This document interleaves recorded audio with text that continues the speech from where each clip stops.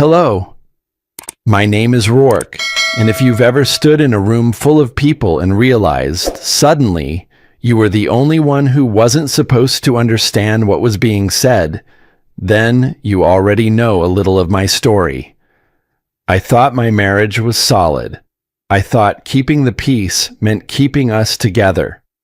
But the day my wife and I toured a luxury oceanfront condo, something happened that shattered every illusion I still held on to. I stayed quiet, pretending I didn't understand French. She didn't know I could hear her. She didn't know I could understand every word. And in that silence, I learned the truth about what she really thought of me, what she'd been planning without me, and who she'd been planning it with. That moment didn't just break me, it changed everything. So if you want to know how a single sentence can destroy a marriage, and how a quiet man finally learned to stop being quiet, well, you'll want to hear the rest of this. Mara had been talking about this building for weeks, so when I pulled into the garage near Jacksonville Beach that afternoon, I already knew she had rehearsed every line she planned to say. The wind carried a faint smell of salt, and the late spring light bounced off the glass tower in a way that made everything look sharper than usual. I parked the car, turned off the engine, and watched her step out with the kind of purpose that didn't leave room for anyone else. Inside the lobby, the marble floors looked freshly polished. A couple walked past us in beach clothes, laughing about something private. I tried to settle my breath, keep things normal. For years I had learned to stay steady, even when I felt myself pushed into the background. Mara walked a few steps ahead, already scanning for the seller. He found us first. A tall man with a soft French accent greeted Mara like she was the one buying the entire building. She shook his hand with confidence. I reached out a moment later, but he was already turning to guide her toward the elevators. I followed behind, pretending it didn't sting. On the ride up, she asked quick questions about HOA fees, rental restrictions, things she knew I cared about too. But she never looked at me for input. It wasn't new. Our marriage had slowly turned into a structure where she took the lead and I filled whatever space was left. When we stepped out onto the 15th floor, the hallway smelled faintly of citrus, like someone had just cleaned. The seller stopped in front of a sleek black door and reached into his pocket. He pulled out 2 key tags, each with a small silver label. Before he could hand them out, Mara grabbed the one marked Owner Access. She didn't hesitate. She didn't even glance my way. The seller looked at me and handed over the tag labeled Guest Access. It was small, harmless, but it landed in my palm with a quiet weight I didn't expect. I didn't say anything. I had learned years ago that silence kept the peace. The apartment door opened onto a bright living room. Floor-to-ceiling windows stretched across the ocean side, and the surf rolled in at an easy rhythm. Mara walked ahead again, commenting on the layout, the lighting, the floors. I stayed behind them, letting the view hold me steady. The seller shifted into French as they reached the kitchen. Mara didn't miss a beat. She answered him with a polished fluency I rarely heard from her at home. She nodded toward me and said, in English, "He doesn't understand. You can speak freely." She had said it casually, like someone mentioning the weather. Years ago, I taught myself French through audiobooks during long commutes. It wasn't perfect, but it was enough to track a conversation. Mara always told me it was pointless, that I should focus on something more useful. So I kept it quiet. A small skill I stored away, maybe out of pride, maybe out of stubbornness. I followed them into the hallway. The condo felt too quiet for how loud my thoughts suddenly were. In the master bedroom, the seller asked a question in French that sounded lighthearted at first. Is he reliable? Mara answered without hesitation. Reliable? He barely understands money. I manage everything. The words hit me like cold water. My shoulders tightened. My breath slowed. I stared at the ocean through the window, watching the waves blur into a single sheet of color. I didn't move. I didn't turn around. I didn't let them see anything slip. But I heard every syllable. If she felt comfortable saying it here, she had said it before. To others. Maybe many times. I stood there, letting the silence hold me still, trying to understand how long I had been reduced to a role I never agreed to play. Behind me, Mara laughed at something the seller said. Her voice floated across the room like nothing had shifted. Maybe for her, nothing had. Inside my chest, something started to loosen, the way old wood creaks before it splits. I stepped closer to the window, pretending to admire the horizon, giving myself a moment to breathe before turning back toward them. My fingers pressed lightly against the glass, grounding me. If she thought I didn't understand, what else had she said when I wasn't supposed to hear? That question stayed with me as the seller moved toward the balcony. Mara followed him, still smiling, still in control of everything. I stayed behind, letting the truth settle like sand in water.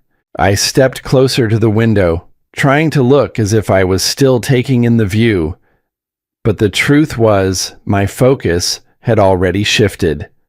Something inside me had begun to tighten, the way a rope pulls when you finally notice how close you are to the edge. I didn't say anything. I just let the moment breathe long enough to keep myself steady before turning slightly toward the hallway. I didn't say a word, but for the first time in years, I listened with my guard up. Mara's voice carried through the open space behind me, her tone warm and confident as she spoke with the seller. She sounded like someone rehearsing for a role she'd already mastered. I watched her reflection faintly in the glass. She used her hands when she talked, controlled the conversation, directed the pace. Every so often she glanced back at me, not to include me, but to check that I wasn't interrupting. I stayed a few steps away, letting them move deeper into the condo. Their conversation blended with the sound of the waves outside, but the words still reached me clearly. The seller complimented her decisiveness. She took it like someone who had been waiting to hear it. A strange heaviness settled over me again, the same weight I had felt minutes earlier. Only this time, something sharpened under it. Awareness. A sense that what I was witnessing wasn't new. It was simply the first time I was fully awake enough to see it. As they moved toward the dining area, a memory began to surface, so quietly at first that I almost tried to push it back down. I saw myself at 8 years old, standing barefoot in the kitchen of our old house in Texas. My brothers were older, louder, always the first to speak. I was the quiet one, the one told to stay out of the adults' way. When money came up, my father spoke only to them. I can still hear him telling my mother, "He's not built for serious things. Let the older boys handle it." I remember nodding, pretending it didn't bother me. I remember being praised not for what I did, but for what I didn't disrupt. I grew up believing that taking up too much space was trouble. That silence made life easier for everyone else. And walking through this condo, hearing Mara talk over me, it all blended together in a way I couldn't ignore anymore. The seller paused near the kitchen island and asked about HOA fees. I stepped forward, ready to answer. Not to take over, just to participate. But before I could get a sentence out, Mara rested her hand lightly on the counter and said, "He doesn't understand those things. I'll handle it." She didn't look at me when she said it. She didn't need to. Her words landed with a dull thud, exactly like the phrases I'd heard growing up. Not cruel, not loud, but certain. That certainty was always the part that cut the deepest. It told me I wasn't just being excluded. I was expected to accept it. The memory of my father's voice came back with a clarity I hadn't felt in years. Don't worry about the serious things. Someone else will handle it. I stood there, and for the first time, I understood how much that sentence had shaped the man I became. It wasn't Mara alone who placed me in the background. I had stepped into that role long before I met her. The realization broke something loose inside me. A quiet, internal tear you don't hear, but you feel all the way through. Mara and the seller continued walking toward the balcony doors. I stayed behind for a moment, letting the air settle around me. My chest felt tight, but not in the way it usually did when I stayed silent to keep the peace.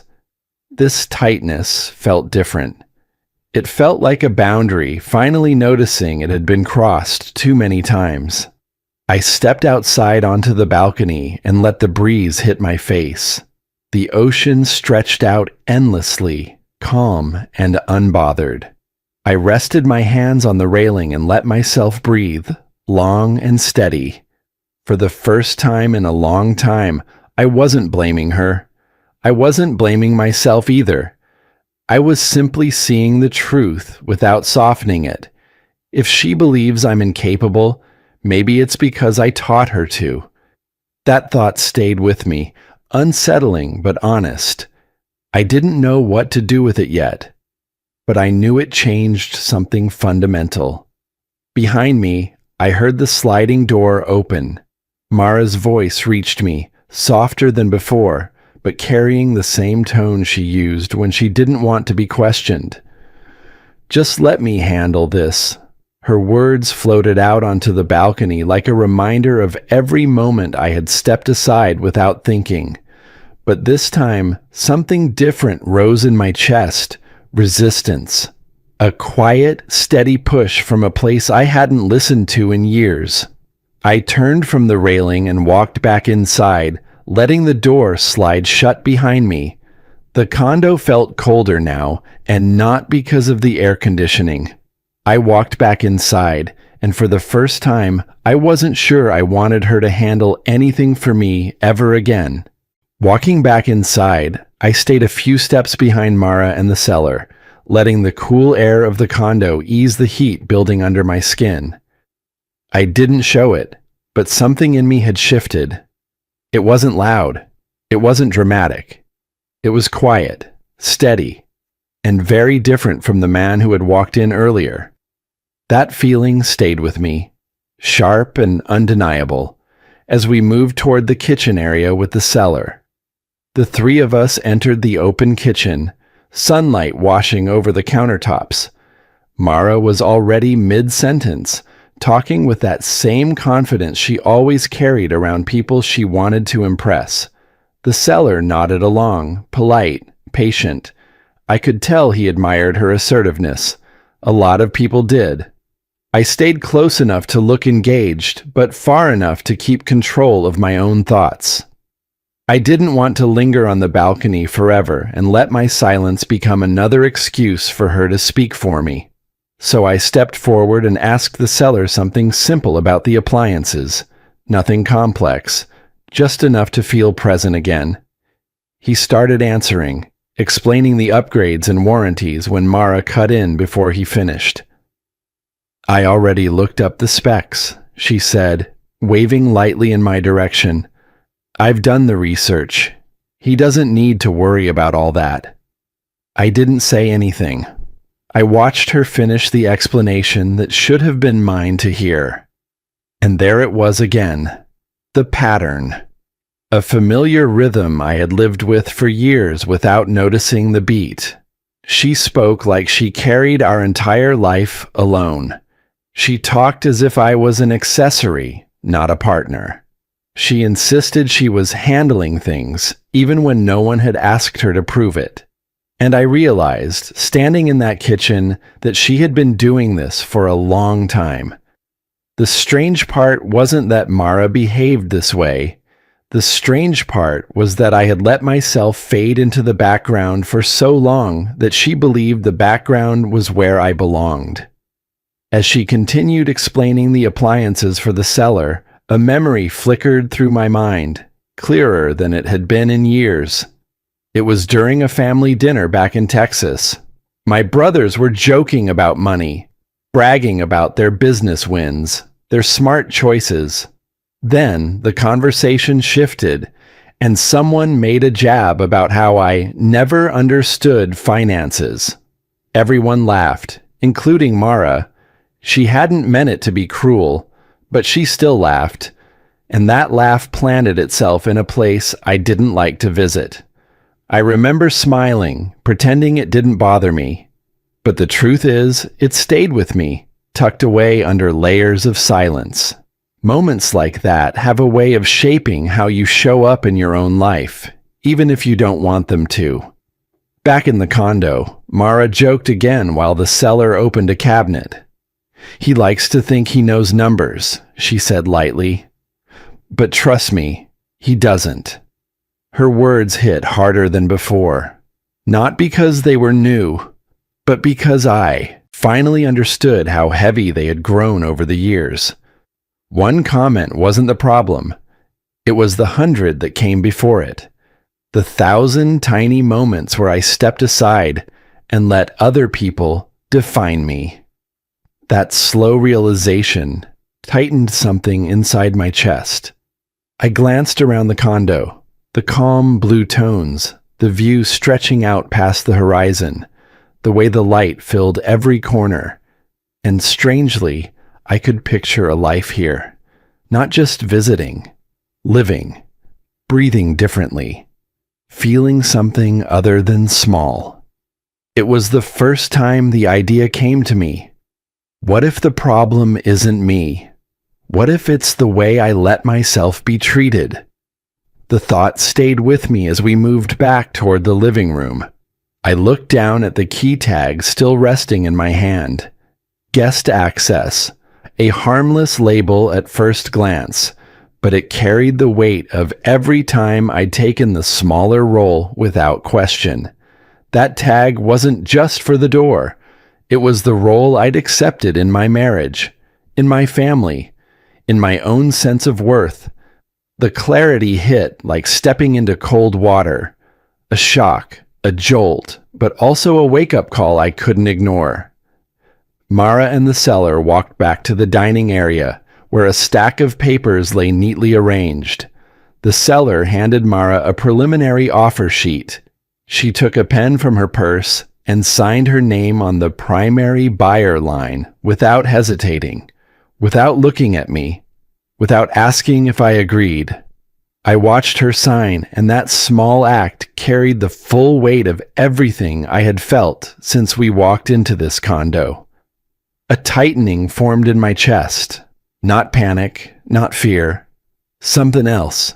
Something I hadn't felt in years. Resistance. I wondered quietly but honestly, what would happen if I told her no? The tightness in my chest didn't ease as Mara signed her name. If anything, it tightened further, and I followed them slowly toward the dining table where the seller had laid out more paperwork. I stayed close enough to see every line she scribbled, yet far enough to keep my thoughts private. The seller noticed my expression before Mara did, and that small detail changed everything. He paused mid-sentence, eyes narrowing with a kind of quiet awareness. He had been warm and professional since we arrived, but this time his gaze held something else. A question, maybe even concern. He shifted the pace of the tour without saying so, slowing down just enough that I could step in if I wanted. For the first time all afternoon, someone in the room seemed to recognize that I existed beyond the silent corner Mara kept pushing me toward. I cleared my throat lightly and asked about long-term maintenance fees. Nothing bold, Nothing challenging. Just a normal question any potential buyer might ask. The seller turned toward me and answered with respect, explaining the billing schedule and reserve fund. He didn't rush. He didn't speak down to me. He treated the question like it mattered. It shouldn't have meant as much as it did, but it did. Before he finished, Mara stepped in sharply. "He doesn't need to worry about that," she said, louder than necessary. "I already checked everything."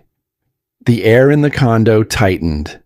The seller glanced at her, just a flicker, but enough to show he sensed something off. Mara forced a smile, smoothing her tone. I could tell she didn't like that someone else had opened a space where I could speak. We walked a few steps toward the living area, and the seller kept his attention subtly angled toward me. Then he asked, "What do you think about the layout?" He didn't ask Mara. He asked me. It caught me off guard, and I saw Mara's shoulders stiffen. She smiled again, but it was thinner this time, the kind of smile people use when they feel their control slipping. I answered slowly, choosing my words with care. "The space feels open. I like that the kitchen isn't boxed in." The seller nodded, listening. He reached for the contract folder on the table and handed it to me. Not Mara, me. Her expression held for half a second before it tightened, just enough for me to see it. That brief moment felt like someone had finally turned on the lights in a dim room I'd been standing in for years. I received the folder, feeling the weight of it more than any physical object I'd held that day. Mara stepped forward immediately, sliding between us. "I'll handle all the paperwork," she said, and took the folder out of my hands before I could even respond. Her voice wasn't casual anymore. It had an edge to it, a need to regain control. The seller hesitated. He looked at her, then at me, and he spoke carefully. "Would you like to review the contract yourself, sir?" I opened my mouth slightly, but Mara answered before I could breathe. "He doesn't understand these things," she said. "He never has." The words hit me with force, harder than anything she'd said before. Not because they were new, but because now I wasn't numb. I was awake, and hearing them awake made all the difference. I froze, not out of fear this time, out of shock at how easily she said it, how confidently she believed it. Every memory from my family, every dismissive comment from my brothers, every quiet moment where I let myself shrink, all of it came rushing back and settled like a stone in my stomach. She didn't want to protect me. She wanted to keep the power she'd grown used to. The seller's eyes drifted back toward me, waiting. That look alone told me he had seen enough to understand something wasn't right. I didn't grab the folder. I didn't challenge her. Not yet. But inside, something was already shifting. No more. That thought settled in me, heavy and calm. I wasn't ready to speak, but I was no longer the quiet shadow she counted on me to be. The seller cleared his throat softly. "Would you like to review the numbers yourself, sir?" I met his eyes, and even I didn't know what would come out next. I opened my mouth, and even I didn't know what would come out next. The room felt still for a moment, almost like the air had paused with me. I could hear the distant roll of waves outside the glass doors, steady and calm, in complete contrast to the pressure building inside my chest. The words felt heavy on my tongue as I finally spoke up for myself. "Yes," I said, keeping my voice steady. "I'd like to look at the numbers myself." The seller nodded once, as if he'd been waiting for that exact moment. He reached for a printed breakdown and placed it directly into my hands. He didn't look at Mara first. He didn't ask for permission. He handed it to me. Mara froze, not visibly to anyone who didn't know her, but I saw it. Her shoulders drew in, and her eyes flicked toward me like she had missed a step on the stairs. I held the paper with both hands, feeling the weight of it. It wasn't just numbers. It was the first thing that had been handed to me in this entire process. The first thing I'd been allowed to hold without her intercepting. "Honey, you don't need to stress over this," she said softly, but her voice was too tight. The words didn't match the expression she was trying to force. She smiled, but the corners of her mouth shook. The seller stayed quiet, observing. I ran my thumb along the edge of the paper, grounding myself. I cleared my throat and asked the seller about square footage, then moved to HOA dues. My voice wavered a little at first, but I steadied it. The seller answered each question directly, looking at me, not at her. I stumbled once over a term on the page, and Mara jumped in immediately. "See? This is why I handle things like this. These forms are confusing for him." Her tone wasn't gentle anymore. It had sharpened. I took a step back, creating a little space between us.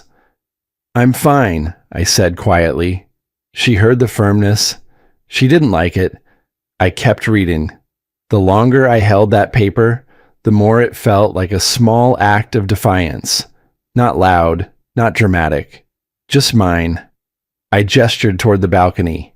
"I want to walk through these numbers by myself for a minute." That one sentence changed the air in the condo. Mara followed me immediately, her footsteps quick behind mine. "Why are you doing this here?" she whispered, her voice low, tight. "Can we not make a scene?" A scene. That's what she cared about. Not my voice, not my involvement, just her image, her control. The condo was quiet as I stepped toward the window. The orange light of late afternoon was starting to soften, slipping toward early evening. I held the paper close, taking a slow breath. She came closer and lowered her voice. "You know numbers wear you out. Let me handle it." I turned to face her fully, and in that moment, I finally saw it clearly. She wasn't helping me. She was keeping the reins. She needed me to stay quiet, small, out of the way. The seller walked toward us again, perhaps sensing things had shifted too far. "If either of you need help understanding the breakdown, I can walk you through it," he offered gently. I opened my mouth to answer, but Mara stepped in front of me, blocking part of my view. "He always overthinks and gets confused," she said, loud enough for the room. "Just give me the papers." That hit differently. It landed harder than any comment she'd made before. Maybe because she said it in front of someone else. Maybe because she didn't even hesitate. I stood still for a long moment.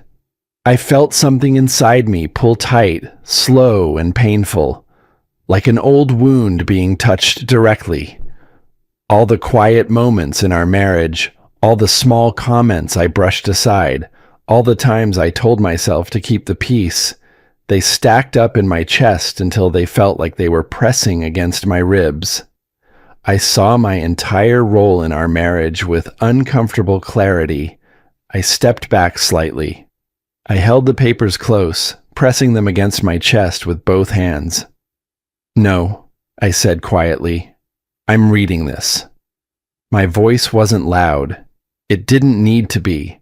Her eyes widened, then narrowed sharply. It was the first time I'd ever seen real alarm flash across her face, like something she'd always taken for granted had suddenly slipped from her grip.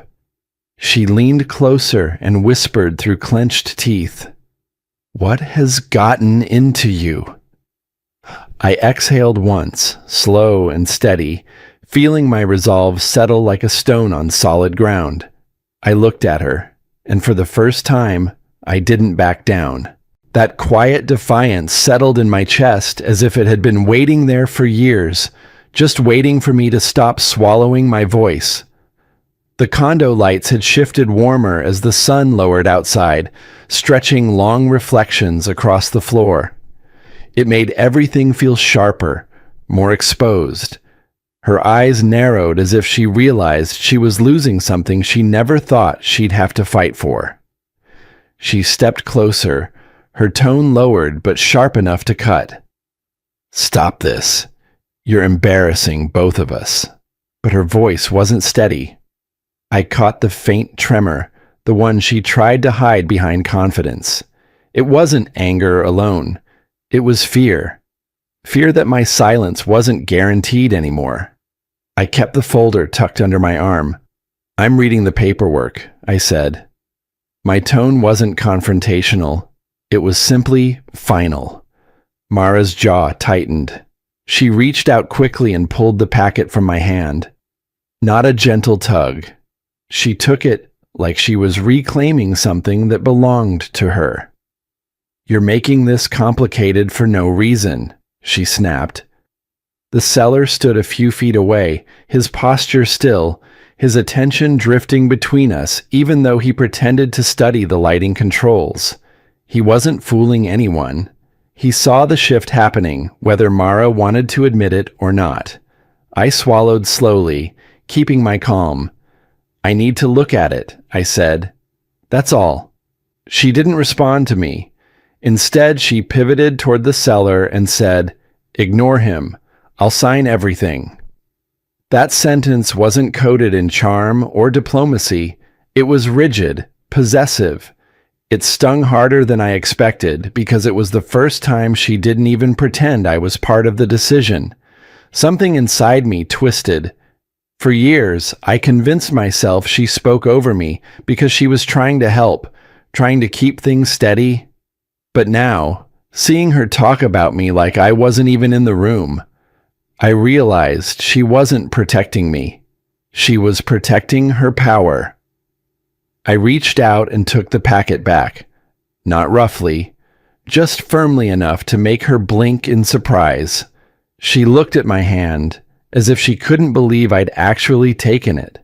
The seller eased back a half step, giving me space, maybe even silently approving. "I'm the buyer too," I said, meeting Mara's eyes with a steady gaze. "I have every right to read this." That was the first boundary I'd ever spoken to her without softening the edges. She opened her mouth to fire back, but I lifted a hand slightly, not to silence her, but to signal that I was still speaking. For the first time in our marriage, she didn't interrupt. "If we're making a decision this big," I continued, "I'm going to understand it." She stared at me, stunned. Her expression flickered through disbelief, irritation, and something almost like panic. Then her voice rose, sharp and loud. "Why are you acting like this? This isn't you." I held her stare. Maybe that's the problem. The seller busied himself opening a cabinet door, giving us a moment of privacy while still listening. Anyone would. The tension was thick enough to notice from across the room. Mara took a step back, arms crossed, lips pressed tight. She looked like she was trying to gather her arguments, but didn't know which one would still work on me. I walked to the kitchen island and pulled out one of the tall stools. The seat was cool under my hand as I sat down, spreading the papers in front of me. I flipped through the contract slowly, page by page, taking my time to absorb every detail. The numbers weren't complicated. I could understand them fine. I realized how long I'd allowed myself to believe I couldn't. Mara stayed standing. She didn't know where to put herself now. The seller approached quietly after a moment, respectful but purposeful. "If you'd like to see the master suite alone," he said, "it might help you think." I closed the folder. The weight of the decision, of everything leading up to this moment sat heavy but clear. I nodded, knowing that whatever happened next would change everything. I closed the folder and nodded, knowing that whatever happened next would change everything. That thought followed me as I stepped into the master suite. The door eased shut behind me, and for the first time since we arrived, the noise in my head finally settled. The master suite was quiet, and for the first time that afternoon, I could finally think. I walked toward the wide windows, watching the ocean stretch out under the fading evening light. The water moved in steady rolls, calm and unconcerned with anything happening behind me. I let the silence settle, breathing slowly until my heartbeat evened out. A moment earlier, something in me had shifted, cleanly. I wasn't the same man who walked into this condo, and I could feel that difference settling into my bones. It wasn't anger driving me, it was clarity. I barely had time to take another breath before the door opened. Mara slipped inside and closed it firmly behind her. Her shoulders were stiff, her breathing too controlled. I'd known her long enough to recognize when she was preparing for a performance. She kept her voice soft, almost trembling. "What's going on with you? You're scaring me." This was the tone she used whenever she wanted to pull me back into the familiar place. Quiet, compliant, grateful for her guidance. I'd fallen for it many times before. I sat on the bench at the foot of the bed, folding my hands and letting silence speak for me. My lack of reaction rattled her more than any argument could. She moved closer. "You never handle these things. I've always been the one carrying the responsibility. If I seem controlling, it's because you never step up." She shook her head as if she were the one being mistreated. "You don't know what it's like to manage everything alone." The words were meant to confuse me, make me doubt myself. She'd used this tactic throughout our marriage, turning her dominance into a burden she heroically bore. I kept my eyes on the floor, letting her speak. That unsettled her even more. Her voice sharpened. "And if you ruin this deal, I swear you'll regret it." There it was, the truth behind all the softness. I stood and walked toward the dresser where the seller had placed a supplemental stack of documents earlier. I opened the folder, flipping through the pages slowly. I wasn't even sure what I was looking for, just giving my mind space to clear. And then something caught my eye. A form labeled Co-Buyer Representative Authorization. I frowned. I hadn't agreed to anything like that. My name wasn't on the designated line, but Mara's was. I turned the page, reading more carefully. A clause near the bottom hit me like a jolt. Primary decision-making authority shall be granted exclusively to the representative listed above. If this contract went through unchanged, she would have full legal control over the unit. I would have none. My stomach tightened. She hadn't just dismissed me in conversation. She had tried to erase me entirely from a decision we were supposed to be making together. I held up the paper and turned to her. "You were signing this without telling me." She froze. Her eyes widened for a fraction of a second, the truth flashing through before she tried to cover it. "It doesn't matter," she said quickly. "You were going to go along with it. You always do." That sentence hit harder than any insult spoken today. Not because it was cruel, but because it was honest. That's how she saw me. Someone who would always yield, no matter the cost. Something inside me broke, but not in the way she expected. It wasn't collapse. It was awakening. I folded the document slowly and stepped closer. "This isn't about the condo," I said softly. It's about control, and you know it." She didn't deny it. Her silence said more than her words ever could. I sat back down on the bench, placing the document beside me. "We're not leaving this room until you tell me why you did this." Her lips parted, and for a moment, she didn't look angry. She looked cornered. What came out next was nothing I expected. The sound barely carried, fragile as a loose thread. I held still, waiting, and she finally let the name slip. She whispered a name, and for a moment, I forgot how to breathe. Julian. It didn't hit like a shout. It landed like a slow drop of ice down my spine. I knew the name. She'd mentioned him once or twice in passing, always brushing it off. Someone from her workplace. Someone she said was barely an acquaintance. Someone insignificant. My chest tightened, but I kept my voice steady. "What does he have to do with this contract?" She didn't answer right away. She pressed a hand to her forehead and started pacing, her steps tight and uneven. The soft glow of the bedroom lamps picked up the tremor in her shoulders. "It wasn't supposed to go this far," she whispered. "Julian said the seller wanted a buyer who could make decisions fast. Someone who wouldn't hesitate." Her voice cracked. "He told me it would be easier if everything went under my name."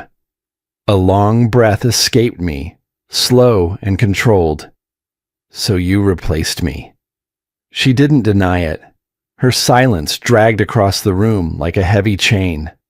I stepped back and braced myself against the dresser. I needed the support more than I wanted to admit. The truth wasn't loud, but it was sharp enough to cut. When she finally spoke, her words shook. "Julian thought it was the only way we'd qualify without delays. He said you always second-guess everything. I agreed." The sting came fast, not because she trusted someone else more than me, but because she had done it behind my back, assuming I'd accept it quietly. My legs grew weak, and I sat on the corner of the bed, staring down at my hands. All the moments over the years flooded back. Times she laughed off my questions, times she made choices without including me, times I stepped back to keep the peace. And now this. I stood again, forcing myself to breathe in a controlled rhythm. "You made a decision that affects both of us, and you did it without me." She snapped her head toward me. The softness vanished. "If you acted like a husband, I wouldn't have to." The words hit their target, designed to wound, but instead of shrinking, I felt something inside me settle into place.